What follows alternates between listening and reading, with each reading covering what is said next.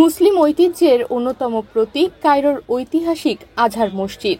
ইসলামী শিক্ষার আলো ছড়িয়ে দেওয়া এই মসজিদে এবার পালিত হলো এক মহৎ আয়োজন, গণ ইফতার। 1085তম প্রতিষ্ঠাবার্ষিকী উপলক্ষে হাজারো দেশি বিদেশি শিক্ষার্থীর অংশগ্রহণে মুখরিত ছিল এই মসজিদের আঙিনা।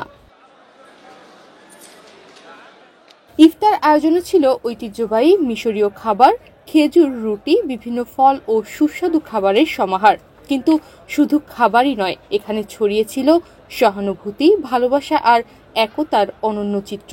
এ প্রসঙ্গে আজহার মসজিদের গ্র্যান্ড শেখের উপদেষ্টা সাহার নাসর বলেন, এটি শুধু মানুষের ইফতার গ্রহণের বিষয় নয়, আমরা একসঙ্গে মাগরিব ও এশার নামাজ আদায় করি এবং তারপর তারাবি নামাজ পড়ি, যা আমাদের মাঝে সৌহার্দ্য ও সহানুভূতির অনুভূতি জাগিয়ে তোলে। সত্যি বলতে এখানে সময় কাটানো সম্পূর্ণরূপে বরকতময়।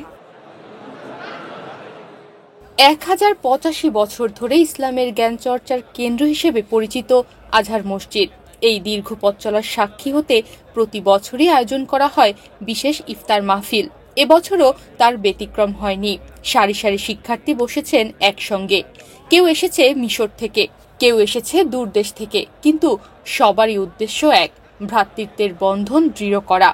আজহার মসজিদের শিক্ষার্থী আহমেদ মুসা বলেন, অসহায় ও দুস্থ মানুষদের এখানে এসে সুস্বাদু খাবারের সঙ্গে ইফতার করতে দেখে আমি আনন্দিত, আলহামদুলিল্লাহ। ইফতারের পর একসঙ্গে নামাজ আদায় করেন হাজারো মুসল্লি। দোয়া করা হয় শান্তি, সৌহার্দ্য ও মুসলিম উম্মার কল্যাণের জন্য।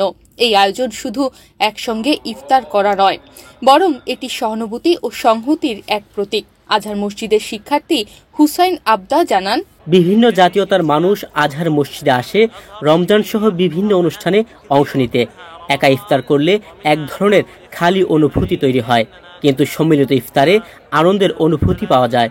আমরা আজহার মসজিদে এবং গ্র্যান্ড শেখের প্রতি কৃতজ্ঞতা জানাই। আজহার মসজিদের এই গণ ইফতার ইসলামের সহজতা ও সহানুভূতির এক চমৎকার উদাহরণ। এমন সুন্দর ঐতিহ্য আমাদের সমাজেও ছড়িয়ে পড়ুক, এটাই কামনা।